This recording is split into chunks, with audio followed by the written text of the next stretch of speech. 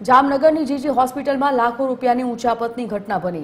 વહીવટી વિભાગમાં એક મહિલા કર્મચારી સહિત 2 શખ્સોએ કારસ્તાન રચ્યું।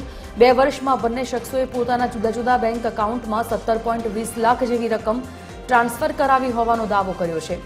ઓડિટ વખતે ઉચાપત થતા ભાર્ગવ ત્રિવેદી અને દિવ્યા મુંગરા સામે ડોક્ટર ભાવિન કણસાગરે ફરિયાદ નોંધાવી છે। ત્યારે સમગ્ર મામલે સિટી બી ડિવિઝન પોલીસે ગુનો દાખલ કરીને તપાસ હાથ ધરી છે।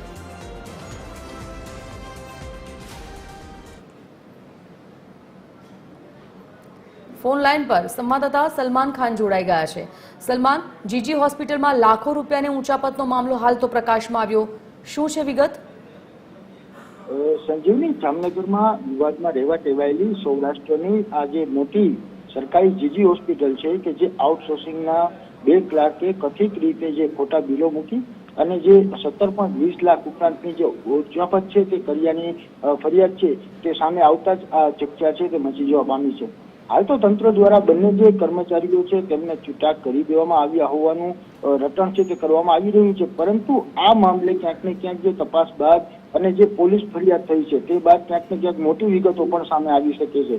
કારણ કે જીજી હોસ્પિટલના એકાઉન્ટ વિભાગના કામ કરતા જે ભાર્ગવ ત્રિવેદી અને દિવ્યા મુંગરા નામના જે 2 આઉટસોર્સિંગ કર્મચારીઓ છે કે જે લાંબા સમયથી ક્યાંક ને ક્યાંક જે પગાર બિલમાં જે ગોબાચારી છે તે કરી અને લાખો રૂપિયાની પોતાના જે ખાતામાં જમા કરી લીધા હતા।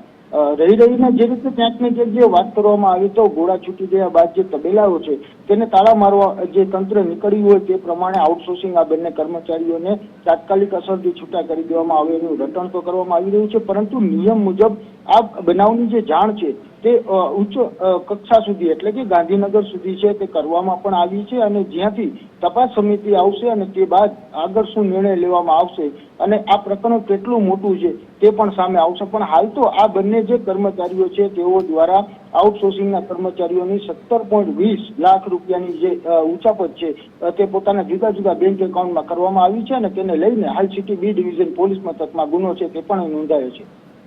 ધન્યવાદ સલમાન, જાણકારી બદલ।